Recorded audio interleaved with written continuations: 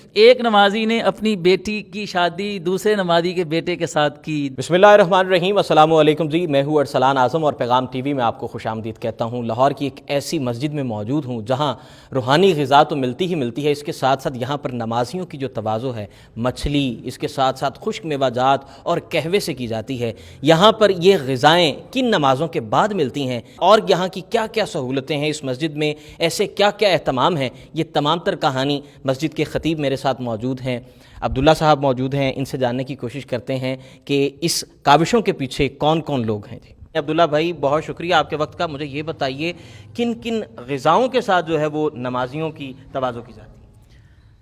ہے؟ سردیوں میں تو قہوہ ہوتا ہے روزانہ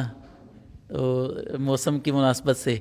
تو اس کے علاوہ ڈرائی فروٹ ہیں، کبھی انڈے ابلے ہوئے، کبھی مچھلی، کبھی جلیبیاں، اس قسم کی چیزیں جو بھی ہماری پنجاب میں چلتی ہیں، تو وہ سب الحمدللہ نمازیوں کی طرف سے کنٹریبیوشن ہو جاتی ہے۔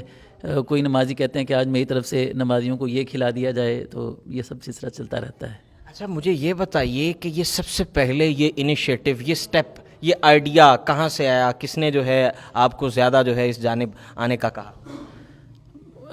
اتفاق سے ایسے ہی بس ایک دن جو ہے نا، وہ ہمارے ایک دوست پشاور گئے، تو وہاں سے نا وہ پشاوری قہوہ لے کر آئے، تو گھر میں استعمال کرتے رہے، تو ایک دن سوچا کہ چلے نمازیوں کو نا پلا دیتے ہیں۔ تو انہوں نے ایک دن بنا کر، یہ 3-4 سال پہلے کی بات ہے جب سے ہی ہم نے شروع کیا ہوا ہے، تو وہ ایک دن نمازیوں کو یہ پلایا، تو نمازی جناب بڑے خوش ہوئے پی کر، تو سوچا کہ یہ روزانہ ہی کیوں نہ ہو جائے۔ سب سے زیادہ رش کس نماز کے بعد ہوتا ہے؟ کیا یہ کھانا پینا، کیا یہ دعوت کا سلسلہ ہر نماز کے بعد ہے یا کسی مخصوص نماز کے بعد؟ عشاء کی نماز کے بعد ہے، لیکن جو نمازیوں کی تعداد ہے وہ الحمدللہ ہماری ہر نماز میں بہترین ہے، مطلب فجر کی نماز میں بھی۔ اگر ہم بچوں کی بھی بات کرتے ہیں، آپ نے یہاں بھی عشاء کی نماز میں ماشاءاللہ بچوں کی تعداد دیکھی، تو فجر میں بھی الحمدللہ ہماری آدھی صف جو ہے وہ بچوں کی ہو جاتی ہے الحمدللہ۔ تو اس میں اساتذہ کی محنت ہے۔ ہمارے یہاں پہ نا مغرب کی نماز کے بعد اصل میں ناظرہ کی کلاس کا اہتمام ہے، جس میں 4 قرۂ کرام پڑھاتے ہیں۔ ہمارے پاس 125 تقریباً بچہ ہے، تو 4 اساتذہ کے 4 حلقے یہاں پر جو ہے نا ناظرے کے لگتے ہیں، تو اساتذہ کا بچوں کے ساتھ لگاؤ، شفقت، اور قرآن پڑھانے کے ساتھ ساتھ ہم دعائیں سکھاتے ہیں بچوں کو۔ ایک کتابچہ سامنے بنایا ہوا ہے، اس میں بچوں کو دعائیں ہیں، نماز ہیں، احادیث ہیں مختصر سی، اور اس کے بعد جو جمعرات ہوتی ہے ہماری، اس میں ہر جمعرات کو ہمارا بزم ادب ہوتا ہے، اس میں بچے تلاوت کرتے ہیں، نعت پڑھتے ہیں، تقریریں کرتے ہیں اردو میں، انگلش میں، جی تجوید کا سے، یہ ساری چیزیں جو ہیں، تو چھوٹے چھوٹے بچے جو ہیں نا وہ ماشاءاللہ ایک بڑا دل لگا ہوا ہے مسجد کے ساتھ۔ عام مطلب اگر ہم دیکھیں تو بچے مسجد میں جاتے ہوئے ہچکچاتے ہیں کہ انہیں وہاں پر وہ ماحول نہیں ملتا ہے، تو یہاں آپ دیکھیں کہ بچے، آپ نے دیکھا ماشاءاللہ بھی نماز کے بعد کس طرح بچوں کو ایک ایسا ایک الگ سے انوائرمنٹ ملا ہوا ہے کہ وہ آپس میں گپ شپ بھی کر رہے ہیں اور کھا پی بھی رہے ہیں۔ تو یہ میں سمجھتا ہوں کہ بچوں کو یہاں پر مسجد میں لانے کا ایک طریقہ کار ہے۔ اچھا، مجھے یہ بتائیے مسجد کا کتنا سٹاف ہے، کتنے لوگ یہاں پر موجود ہیں، اور ہر کسی کے چہرے پہ ہمیں مسکراہٹ نظر آئی ہے، تو اس کے پیچھے بھی کیا کوئی تربیت کی گئی؟ بڑے اچھے طریقے سے ایک چہرے سے، ایک باڈی لینگویج سے ایک تاثر جا رہا ہے، بدن بولی سے ایک تاثر جا رہا ہے، ہر چہرہ جو ہے وہ ویلکمنگ ہے، اس کے پیچھے کیا کہانی؟ دیکھیں، جب آپ کسی ادارے میں کام کرتے ہیں، آپ ملازم سمجھ کر خود کو، اور آپ سمجھتے ہیں کہ میں نے یہ پیسے لینے ہیں یہاں پر ملازمت کر کے، تو یہ مجھے تنخواہ ملنی ہے، تو پھر وہ ایک حساب جو ہوتا ہے نا ملازم والا ہوتا ہے۔ لیکن جب آپ کسی چیز کو آن کرتے ہیں اور سمجھتے ہیں کہ یہ میری جو تنخواہ میں لے رہا ہوں یہ کام کر کے، یہ تنخواہ تو کچھ بھی نہیں ہے، میں اللہ کے لیے کام کر رہا ہوں، خلوص جو ہوتا ہے، خلوص کی وجہ سے اللہ تعالیٰ یہ جو ہے نا وہ خوشی برکتیں عطا فرماتا ہے۔ تو الحمدللہ اللہ تعالیٰ نے ہمیں، جو ہمارے یہاں پہ مؤذن ہیں، خادم ہیں، وہ سب بڑے اچھے لوگ جو ہے وہ اللہ تعالیٰ نے ہمیں عطا کیے ہیں کہ وہ اس کو اپنا کام سمجھ کے الحمدللہ کر رہے ہیں۔ اور اگر پانی ختم ہو گیا ہے تو موٹر چلانا، میں یہ نہیں سمجھتا کہ میری شان کے خلاف ہے، کوئی بھی کام جو ہے اس کو آن کرنا چاہیے، اور یہ اللہ کا گھر جو ہے برکت ہے۔ مسجد کی صفائی ستھرائی کرنا بہت اعزاز کا کام ہے۔ نبی علیہ الصلوۃ والسلام دیکھیں، ایک عورت جو تھی وہ مسجد نبوی کی صفائی کیا کرتی تھی، تو وہ فوت ہو گئی نا، تو صحابہ کرام نے اس کو راتوں رات، اس کا رات کو فوت ہوئی، صحابہ نے کہا کہ نبی صلی اللہ علیہ وسلم کو کیا تکلیف دینی ہے، انہوں نے اس عورت کا تجہیز و تکفین کر کے اس کا جنازہ پڑھا کر اس کو دفن کر دیا۔ نبی علیہ الصلوۃ والسلام نے بعد میں دیکھا کہ وہ عورت نظر نہیں آ رہی نا، آپ کو نہیں پتہ چلا کہ وہ فوت ہو گئی ہے، تو صحابہ نے بتایا کہ وہ فوت ہو گئی، ہم نے اس کا جنازہ بھی پڑھ دیا۔ تو آپ علیہ الصلوۃ والسلام نے فرمایا دلونی اعلی قبریہا، مجھے اس کی قبر بتاؤ کہاں ہے۔ آپ علیہ الصلوۃ والسلام اس کی قبر پر گئے اور وہاں جا کر آپ نے دوبارہ نماز جنازہ اس کا پڑھایا، اور امت کو آپ نے یہ سبق دیا کہ یہ جو مسجد کا خادم ہوتا ہے، مسجد کے صفائی ستھرائی کرنے والا ہے، اس کا کیا مقام ہے۔ مجھے یہ بتا دیجئے کہ ایک جو ہمارے لوگ ہیں، ہمارے جو مذہبی لوگ ہیں، ان کے درمیان اور جو عوام کے درمیان ایک جو گیپ تھا،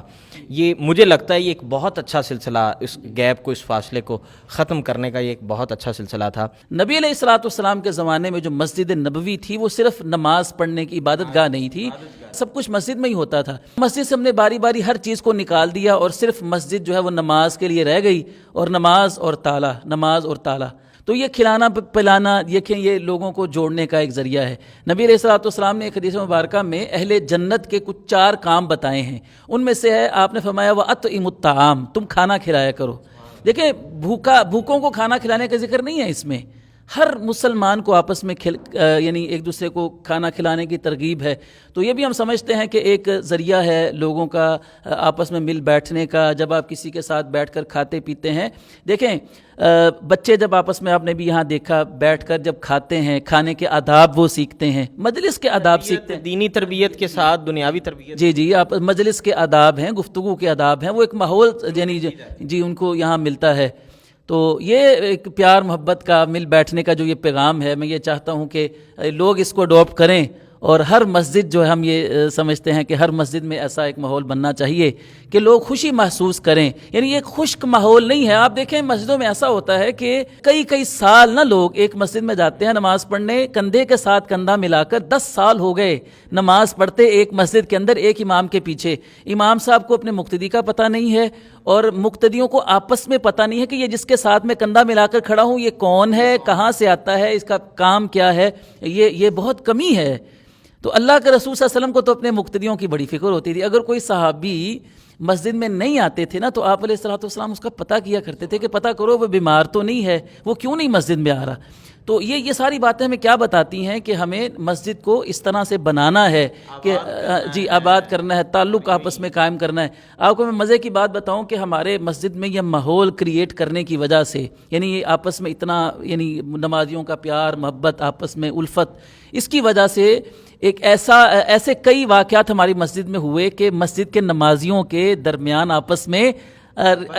رشتے بن گئے، جی رشتے بن گئے۔ ایک نمازی نے اپنی بیٹی کی شادی دوسرے نمازی کے بیٹے کے ساتھ کی، دوسرے نمازی نے اپنی بیٹی کی شادی دوسرے کے بیٹے کے ساتھ کی، یعنی یہ محبت کی وجہ سے، تعلق کی وجہ سے مسجد کے اندر رشتے تک جو ہے نا وہ ہونے لگے۔ تو یہ ساری اس تعلق کی بنیاد پر ہے جو اللہ تعالیٰ نے ہمیں اس اللہ کے گھر میں اکٹھے ہونے کی برکت سے عطا کیا ہے۔ بہت شکریہ جی عبداللہ بھائی آپ کے وقت کا۔ ناظرین، اسلام صرف اور صرف نماز روزہ یہ نہیں، اسلام جو ہے وہ خلق خدا سے محبت کا نام ہے، اور اس طرح کی محبت جو ہے، جس طرح کی آج محبت ہم نے یہاں پہ اس مسجد میں دیکھی ہے، ہم چاہتے ہیں کہ ہمارے پلیٹ فارم سے یہ ایک پیغام بھی جائے، اور جتنے بھی خطیب، جتنے بھی لوگ ہمیں دیکھ رہے ہیں، اس طرح کی محبت ضرور بانٹیں، اپنے حصے کا دیا ضرور جلائیں۔ یہاں پر اپنے میزبان ارسلان اعظم کو اجازت دیجیے، اللہ نگہبان۔